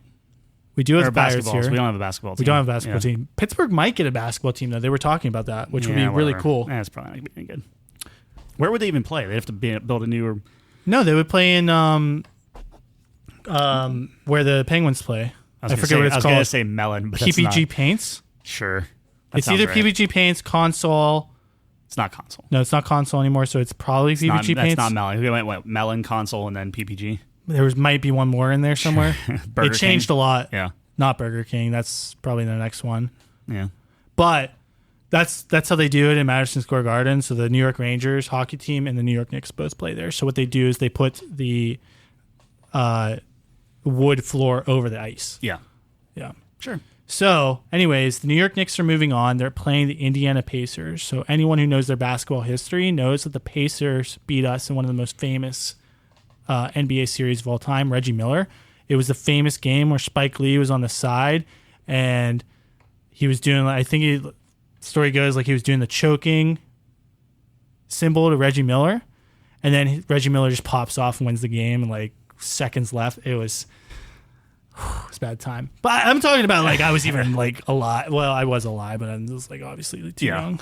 Actually, maybe I wasn't alive. I gotta see when that was. Anyways, so a little nervous about that, but it's revenge time. So I just hope that the Knicks win. Sure. Yeah, why wouldn't you? But it's been really cool because my dad's like not really into basketball, but he's been getting into it more because I've been really excited about it. So we've been kind of talking and bonding over that. You're hedging your bets because if baseball doesn't pan out or NHL or whatever your other New York team. Yeah, but that's the flip side of it. So the Rangers are also in the second round. But they're on life support. Wrong. Opposite. Okay. Well, I had a 50-50 shot at that. You did. They destroyed the Capitals. They swept them. I'm less worried about the Rangers, but I'm kind of more worried about them because, like, we're right next to the Sun. The Rangers were the first in the NHL. They got the President's Trophy, which means they're the best record out of any other team. But here's what I'm thinking as it pertains to the Rangers. Everything's lining up. The stars are aligning because back in 94, like you mentioned, not me, you mentioned that. Yeah. When they won the Cup, that was the last time they won the Cup. They also won the President's Trophy. So everyone was like, oh, the President's Trophy is a curse because the last 12 President's Trophy winners have lost. But it's like, dude, not for the Rangers. Have been there, dude. And the last time we won the President's Trophy, they were the ones that put the curse on the President's Trophy. So they can remove it and you're good. I don't know. I don't think so because I think Chicago was the last team to win the President's Trophy. All right, well, I'm stretching out here. 2012. It was like Patrick Kane. Someone's going to fact check me on that. But what's the equivalent of a strikeout in hockey terms? A strikeout? I don't know. That's a good question. Maybe just like a turnover offsides, or like an offsides or you just missed a shot. Like a blue like line. Like a missed shot. Like a blue hit the blue line. I mean, that's offsides kind of. Yeah, kind of. You're squeaking around in offsides. Hitting the back of the net. Like a hand pass or like, I wouldn't say it's like a penalty because that's a lot more significant. Yeah. But it's kind of like you're setting your team back a little bit, I guess. So I'd say strikeout, yeah. I'd say like a turnover, maybe. Okay. It's like a quick. Sorry, I'm derailing you. Yeah. No, I'm curious if people would agree with that assessment. But anyways, that's what my dad's really excited about. He's a huge Rangers fan. That's his favorite sport of all time. He's super pumped. And dude, if we win the cup, just seeing how happy my dad's going to be would be worth it so much, bro. I'm just picturing this moment. I'm just starting to put the pieces together in my head. You're flying too close to the sun. This is your problem. This is where it's coming from, bro, because I'm like starting to picture like we win the cup, we're screaming, we're hugging. He might cry. Yeah. I might see my dad cry, which never happens. That's what you want to see. I want to see it. You know me, family, crying, brotherly love. That's it. That's like all my things. Yeah. So I'm really excited about that. I mean, it's a different team. We have the team to do it, bro. Our team's really good. I am nervous because our 5-5 play is not as good. Our success has been generated from special teams mostly, and like rushes are like the two best areas of our game. And in the playoffs, historically, that's not super sustainable because teams are just better. They're not going to give you those opportunities. They're going to play more clean. Not give you penalties, and they're going to play better defensively and not give you those like odd man rushes. So it's just tough. I mean, we were able to defeat the Capitals, but here's the thing: like in the Capital series, they gave us so many penalties, and they were not scoring on their power plays. Well, Capitals are generally bruisers, right? Like, aren't they a little bit more physical? Yeah, they're generally more physical. I don't think they were pretty. They tried to start generating, some physicality during the series, but we're pretty good at like neutralizing that because we don't.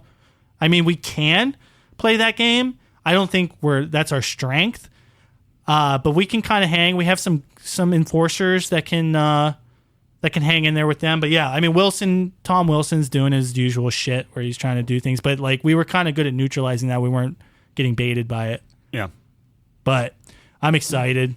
I think we have the best goalie in the world. I'm sorry, who you playing now, Ben? We play... What's next? Oh, shit. Who do we play? We play the Carolina Hurricane, which I'm very nervous about. No.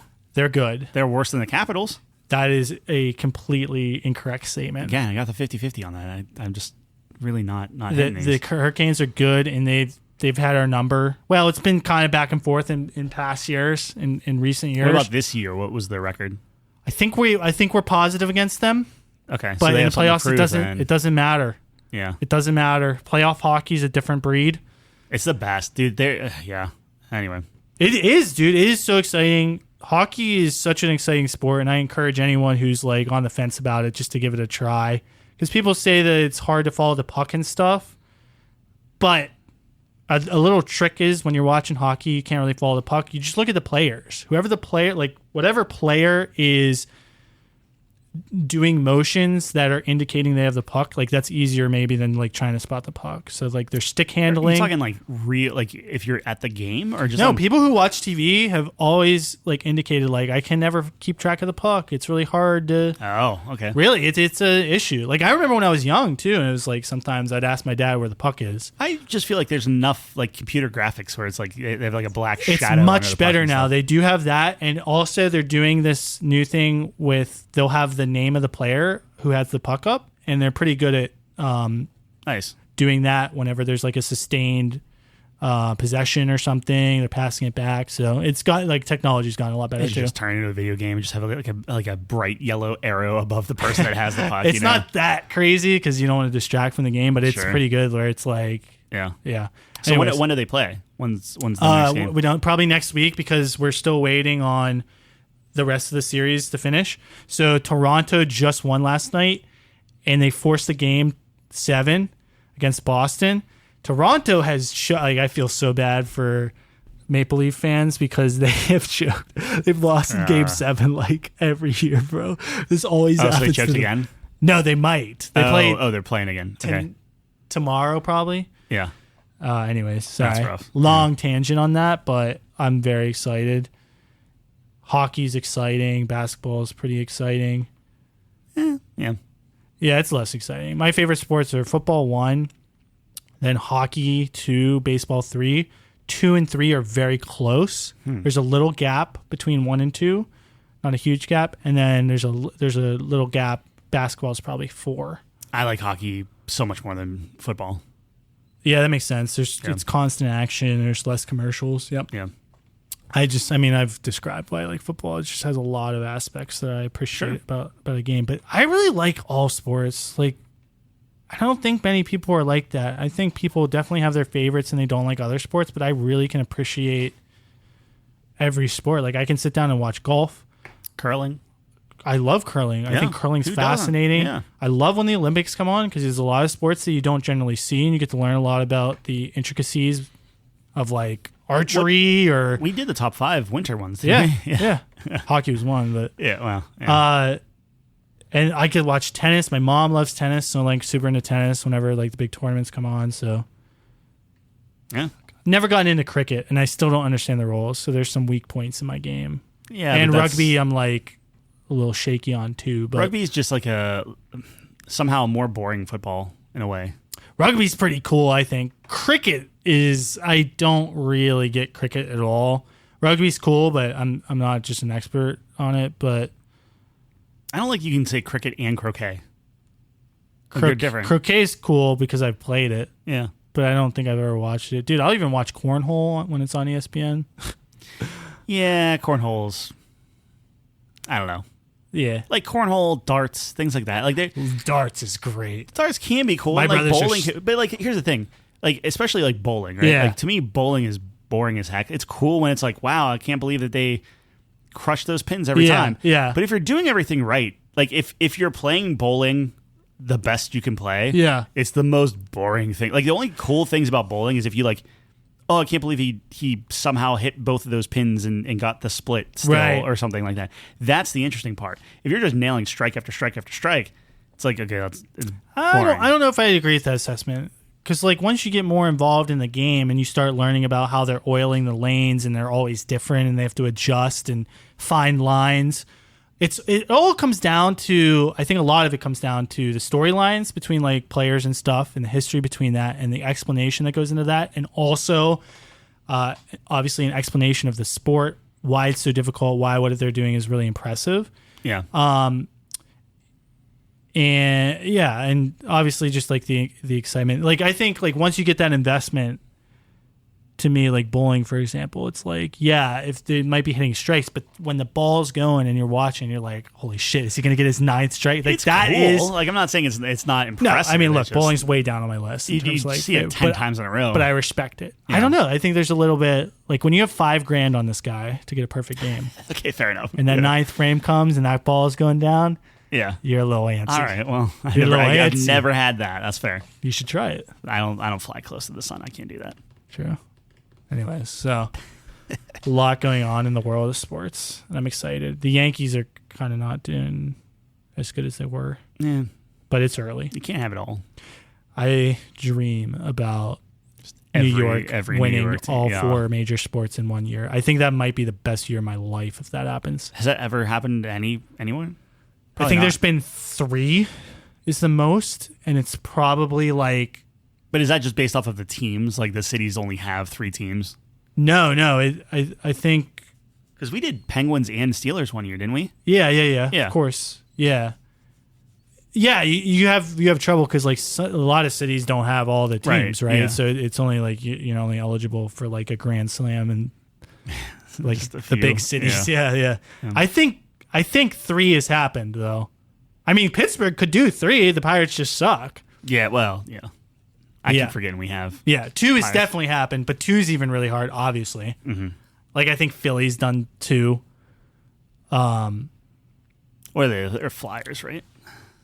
Yeah, but I think it was like the Eagles and Phillies. Baseball and like football or something, I think may have overlapped. Yeah. Yeah, I don't know. That would be a cool like trivia question, like what city is... Yeah, I guess this is kind of weird that Pittsburgh doesn't have a basketball team. Yeah, I don't know. It's well, I don't know. Yeah. Pittsburgh's like a big sports city, but it's not like a New York or Chicago or LA or like it's not the biggest. Like those cities obviously are going to have all the sports. Yeah. You know, so it's like 1 tier down in my mind. AA. AAA. Okay. If we're doing baseball analogy, which that is. Sure. Yeah, sure. AAA is 1 tier down. Anyways. That's all my sports talk. Apologies for anyone who doesn't care about sports. Yeah. But it's a big part of my Apology life. accepted. Sorry. I was just kidding. Apology not accepted. Wow. I accepted your apology. I don't care about sports. I don't owe you anything. I'm just kidding. I did say I liked Sportsball. Right. Tekken. Feng Wei, right? He won. Fang? Which tournament? Whatever one I sent you last night. Oh, yeah. So he won the Electric Clash. Yeah. Evo Japan, it was... Well, are you going to watch it? No, I mean, I will, but like, who wins? You don't care if I spoil it? Yeah, that's fine. Lily. Really? Yep. It was Lily versus Dragunov in the final round. Huh. Lily took it like decisively. Wow. He's a really good Lily player. Yeah. So that was cool to see. I was watching that Feng Dragunov matchup, and I thought Dragunov was just going to like crush him. Yeah. And he was just whooped on him. Fang's also like Yeah. super top tier though. Yeah. That's what I just don't like. I hate when esports gets into like, okay, there's only like League. This happens all the time. Like you just see the same champions. Just because they're statistically the best, it's tough. So I was really happy to see that Lily won. Nina didn't really have a great showing, which was kind of disappointing. Yeah, but there were some laws. I think a law came in like 4th or something. I was telling you, Evo. Saying. Yeah, I need to. So that's impressive. That's cool. Yeah, yeah. Nice. I just can't wait. I just want Kuma to win a tournament, just out of nowhere. Like it just will never happen, but that would be the greatest. That would. Yeah, Kuma in the finals. Yeah. That might be the most hype thing to ever happen in Tekken. That's the ultimate.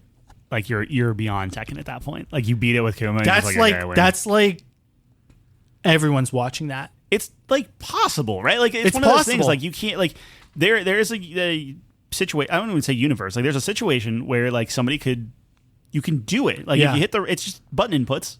Dude, there are pro Kuma players who are very good who can take games off of anyone. Yeah. It's just about stringing enough in a row. Yeah. I mean, don't get me wrong. It is unbelievably unlikely. Just tilting the other person. But if Kuma makes it to the final, I mean, that's like a top story. Right. And like you get people watching Tekken who've never seen Tekken if that happens. Yep. Like, why is this bear in the finals of like Evo? Yeah. That would be so cool. That's what I'm rooting for. Or Nina. Nina's second. Yeah. Even though I love Nina, but that's more feasible. All right. I know we're getting over. So I want to talk about D&D. I want to pick your brain on a couple things. Okay. Because I am trying to tweak some combat stuff. I'd appreciate you not picking my brain because I'd probably die from that. Okay. Well, I don't know, metaphorically pick your brain. Thank you. Yeah. So I was running some of these by Nate, and he was also fighting in Tekken, so I don't know how into the things he was listening, or he just hates all these ideas, and I'm probably gonna just piss people off. But when it comes to, I'll start with the lower easy stuff first. When it comes to movement speed, we just eliminated movement speed, and you converted it into like close, so like right next to you, near opponents and far opponents. Does that like break things in your mind to kind of speed things through? So like rather than like counting squares and doing different things, it's just like what's feasible, or would you think that's runs the risk of being like feeling cheated? No, is there like a specific rule on like it takes one movement to get from medium to close, or is it just all? It's one of those theoretical, like seeing what you're trying to do and trying to like it's not the DM fighting you, right? So like if you're trying to like move, it's not like that. It's just trying to like, okay, if you want to like, if you're a halfling and you want to get springboarded by like this orc to get like extra movement speed or to get like extra height or to get, whatever, like just do it. And then the story will play out and stuff like that. Like it's a little more loosey goosey with that kind of stuff. That was kind of the thought behind it, where it's like, if you're, okay, I have movement speed, so and this kind of leads into like disengaging, right? Like it's just get rid of that kind of stuff. And I have a tweak on that too, but trying to streamline combat and make it a little bit more, for lack of a better term, like cinematic, like almost be like okay, like what do you want to do? How can I help you accomplish that? Right. And then the only thing that would like stop you from doing it would be just like a dice roll or something like that. So I think that totally works if you're going to do it in like the theater of the mind esque way. where there's no, like, if there's pieces on the board, obviously that doesn't really line up. Right. So it'd all have to be, everyone would have to be on board with that style of it, which I know some people prefer one or the other. And that's the thing I'm struggling with, where it's like, what I would love to do is, so put that off to the side. So that's one thing, right? Another thing would be the disengage stuff. But this person on YouTube, I forget his name, but he was talking about, did you look at where the DM doesn't actually roll creature attacks? Have you looked at this at all? No, I've never seen that. Let's say you have an armor class of like 15, right? And that's your player character. And this is a way to keep players engaged, where players basically control everything. So the idea is, if you have a 15 armor class, subtract 10, which would give you 5, right? That's your armor modifier, is you have a +5 to your armor. So what would happen is, if I'm rolling like a creature attack, whatever my plus to hit is, so if I have like a +3 to hit, I would add 12 to any like modifier on my end. So like in that case, it'd be like a +15. And what you would do is you would take your armor modifier and you'd roll a d20, and you're essentially defending versus me trying to attack. Okay. So rather than me rolling and being like, does a 15 hit or whatever? Yeah. I just straight up tell you, like, okay, this dragon's attack is going to be 15, and you know what you have to like roll to do it. But it's this idea that like players are the ones rolling to defend and stuff, and I'm rolling less as a DM, trying to keep people a little bit more involved. And then when it comes to something like people tend to just stand still, because if they move, they just get attacked by like an opportune attack and whatnot. So it would be this idea of, okay, if you want to move away, that's fine. They're going to swing at you, but you have an advantage. Like, I'll just give you like an advantage to block it or something like that. So it's 9 times out of 10, you're just going to block it. And in the off chance that you roll a 1 or something, then that's a big deal. But like, trying to make things a little bit more dynamic, a little bit more on the player, and less about me just like gleefully rolling to try to just murder people. Yeah. You know what I mean? Yeah. So I'm trying to incorporate that mixed with, I guess, what you were talking about, where it's like the enemies go, players go, and like break them into like 2 teams to try to kind of help the camaraderie and different things like that. And then, like the disengage stuff and whatnot, and like the movement speed. I'm trying to streamline it, make it faster, where you have combat, but it's not this like, I'm just sitting here waiting for my turn while this person's doing like 12 different things. Like stuff like that. I don't know. Yeah. That's what I was kicking around. No, I think that's a really interesting idea. I've never heard of that before, but it makes a lot of sense, where it's like, the agency's on the players and they're in control. Like, dice rolls are always the way to go. Like, people, that's like the whole game, right? People love rolling dice, and that's why they're there. And I mean, that's a big reason why they're there. So like, the more you can get them involved that way, I think that's definitely a positive. It's basically converting the enemy to just a difficulty check, where it's like, hey, it's always a base of 12. Yeah. Plus whatever their... Because it feels bad when the DM is just crushing you and he's rolling. And, or they're rolling and...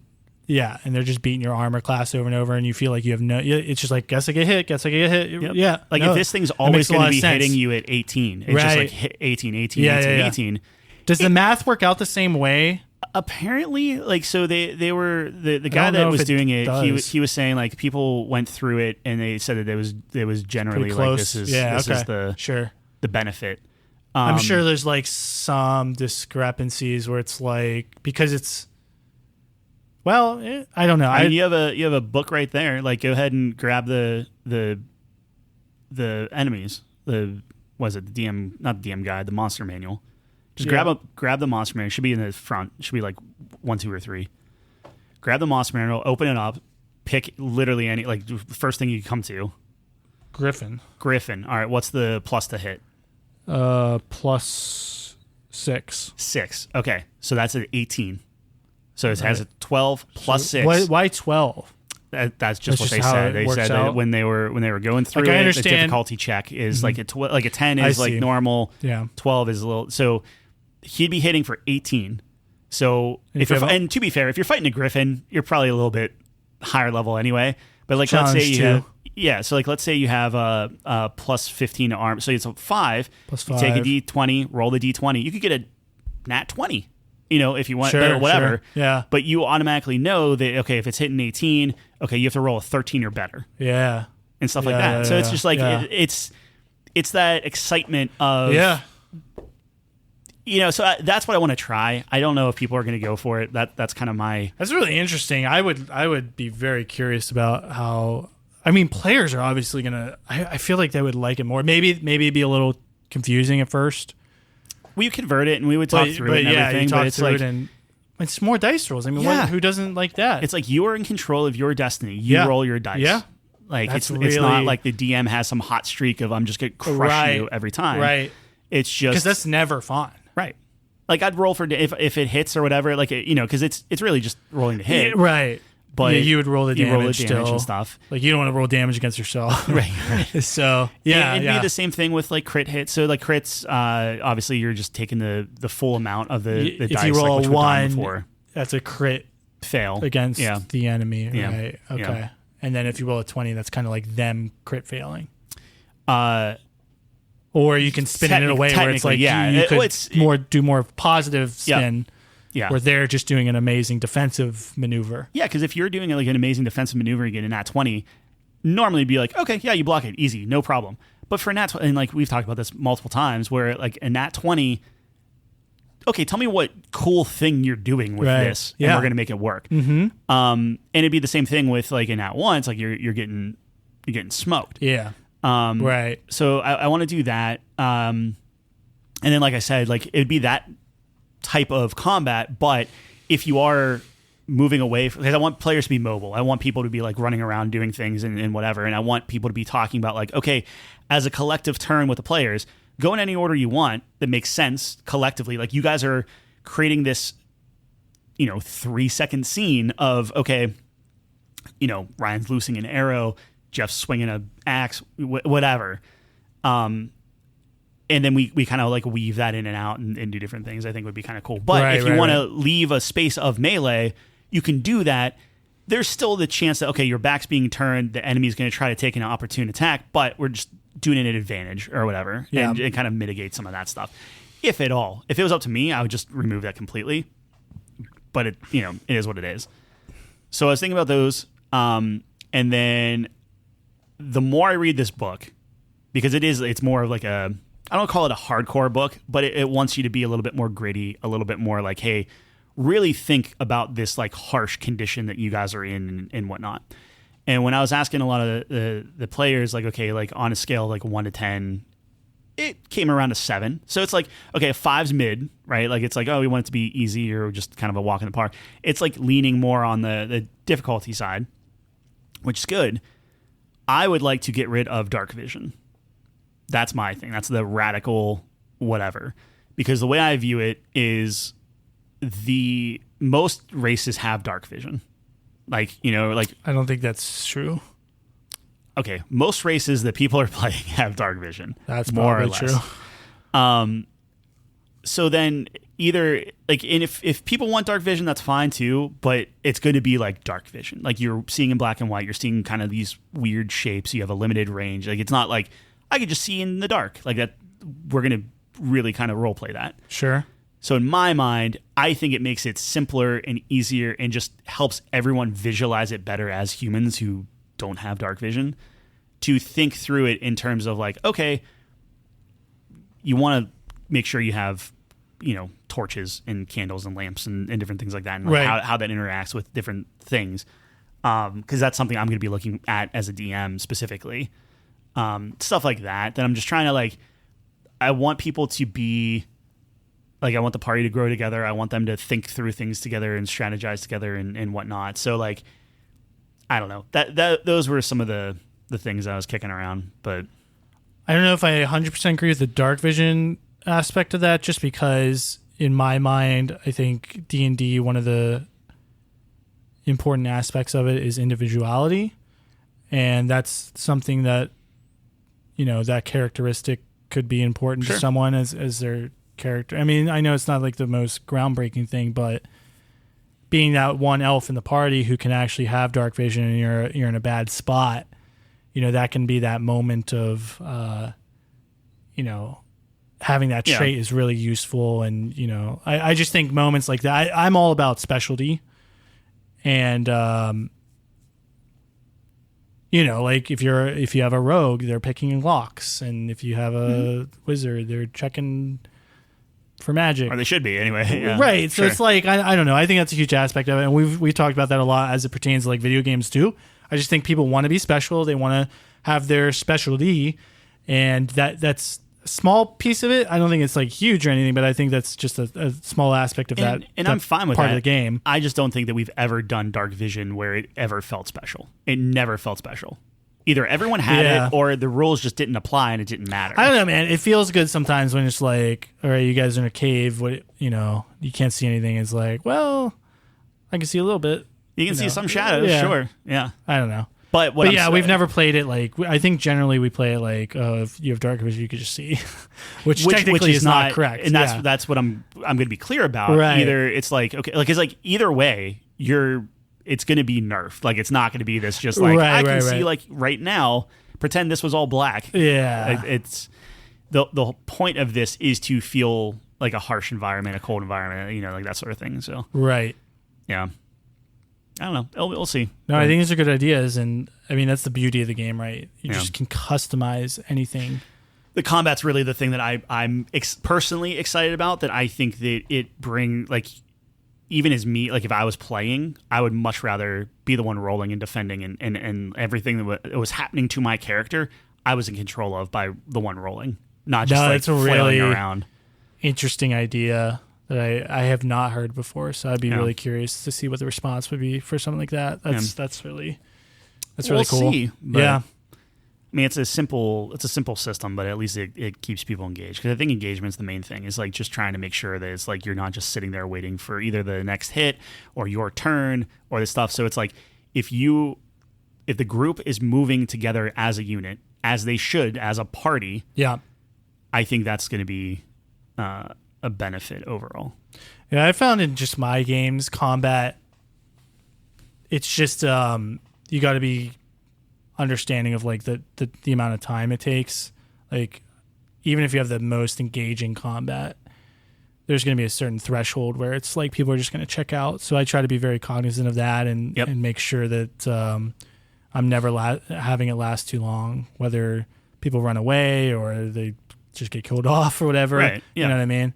So what's the thing? Like it needs to make sense. That's all. Like it needs to make sense in the story. So like if you're doing this crazy hit and you crit and you crush everything and you just, it's like cool, like kill the thing, whatever. Exactly, like, there's I'm all for that. I don't want to water down the rules, so that's why it's like there's still like the rule of it's like okay, well here's a minus 10, here's a plus cool, 12, man. whatever. I mean, it's like I want everyone to feel what feels good. Yeah, exactly. So it's like that's why like the rules are all just guidelines, suggestions, exactly. So it's like do what feels good, do what feels right, do what the dice indicate. Go with that and make sure everyone's having a good time. I mean, that's like the most important aspect. Yeah. So, yeah. No, it's always challenging though. Combat can be tough, but if done well, it's some people's favorite part.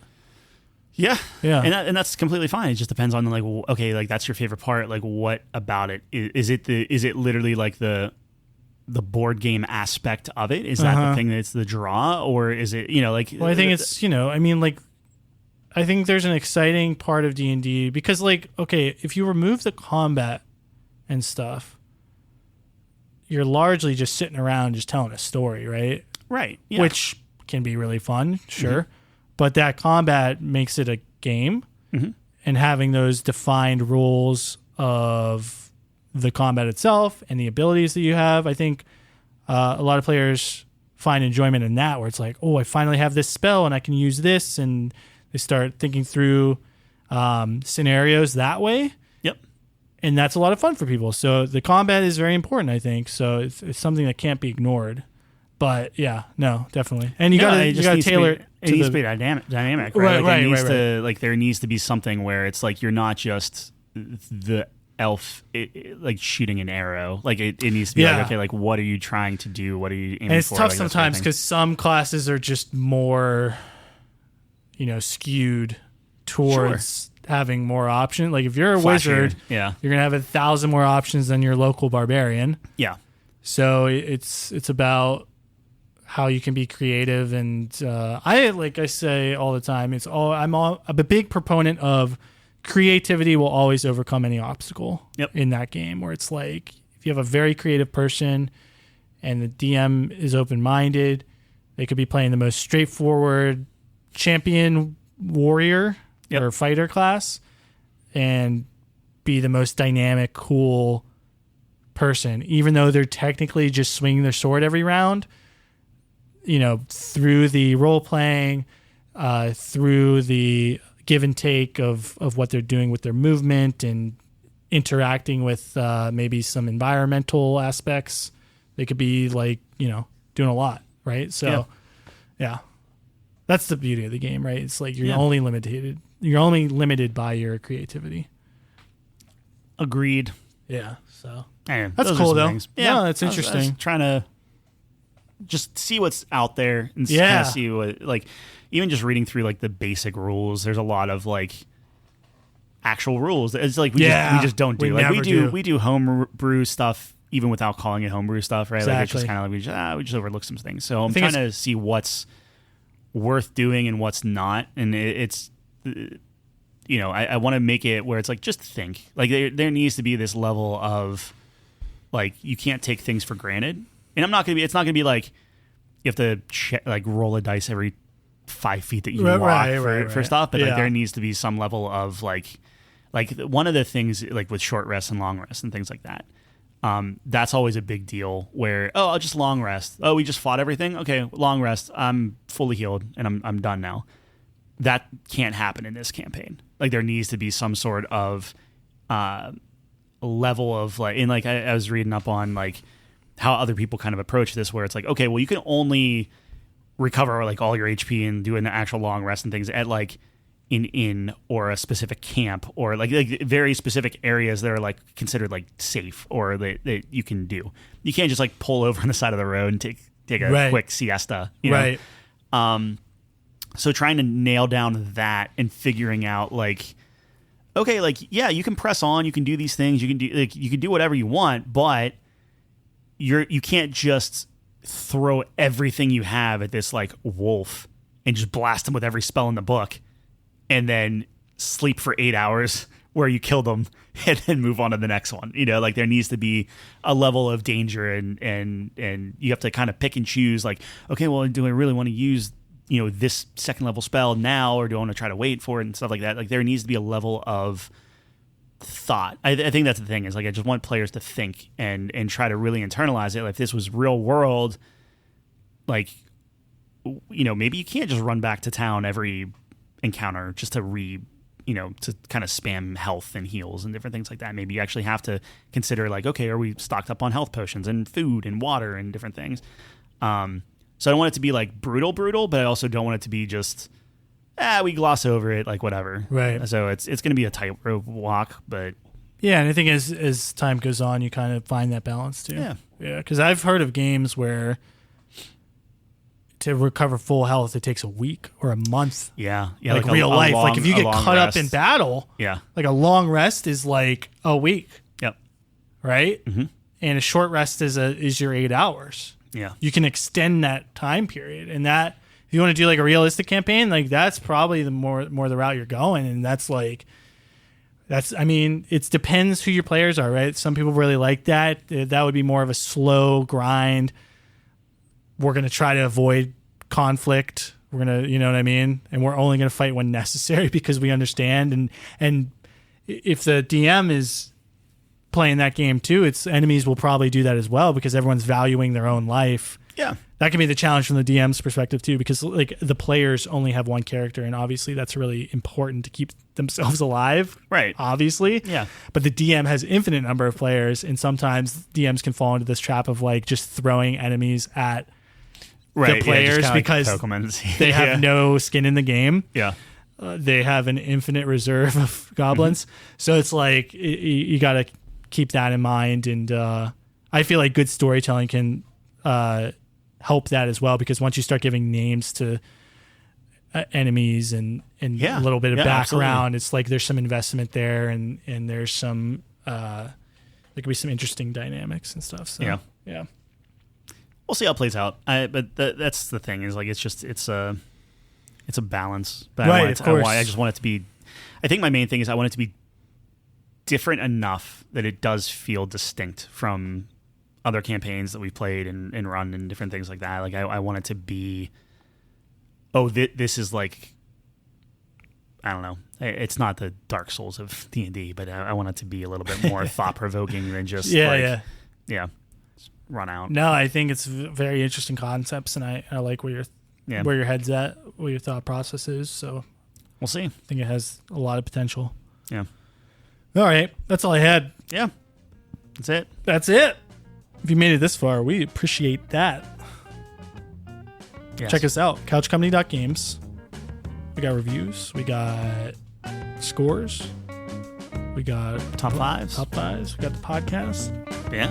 Everything's on there. We're going to be here, same time, same place next week. Thanks for joining us on the couch. Peace.